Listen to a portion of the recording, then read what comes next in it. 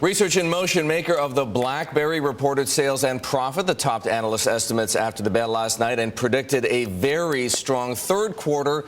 Some analysts remain skeptical. Not Kulbinder Garcha, analyst at Credit Suisse in London. He reiterated his outperform rating on the stock this morning.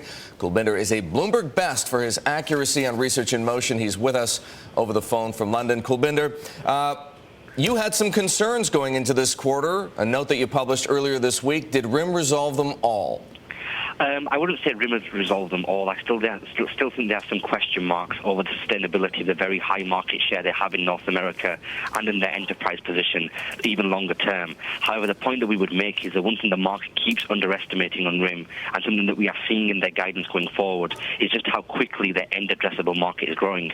Remember that RIM are exposed 100% to the smartphone market, which we estimate this year will be about 260 million units, and it's growing about 50% per annum. So that means whilst there are some strategic issues that RIM need to resolve, and whilst their market share may fluctuate between the 17 to 18% level they hold in this industry, they are exposed to such strong secular growth. That's what we're seeing in their guidance going forward. Kulbinder, do you really buy the guidance going forward, especially on the revenue? RIM has missed on its revenue guidance 2 of the past 3 quarters, and it just made it this past quarter.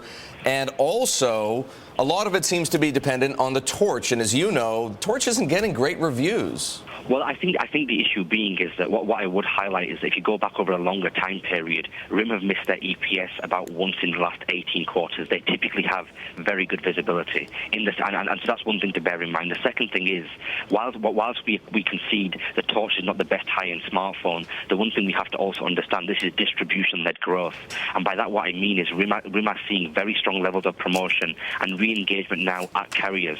So whilst this is not going to give you necessarily an Apple or an Android type experience on a smartphone, the carriers are very much aligned with that, and we see evidence of that within North America with AT&T and Verizon. Then with the Torch, remember, they're going to go from selling it effectively at one carrier, AT&T, to 74 around the world, and that distribution-led growth, I think, gives them a lot of visibility, combined with a recovery to some degree in the Middle East and continued good international momentum, and that's what gives them the visibility and volumes. Remember, one benefit that RIM have is that they can measure how many devices are being sold through, because they get a measure of devices activated, and that's typically why their guidance does get some credibility, and especially in the earnings line. You know, could the units be one way or could the ASPs be another? But I think the bottom line is that they deliver on the earnings level going forward. Kulbinder, I want to thank you for joining us this morning. Kulbinder Garcha, he has an outperform rating on RIM. He says that RIM resolved some of his concerns, or most anyway, but not quite all, with that better than expected earnings report last night.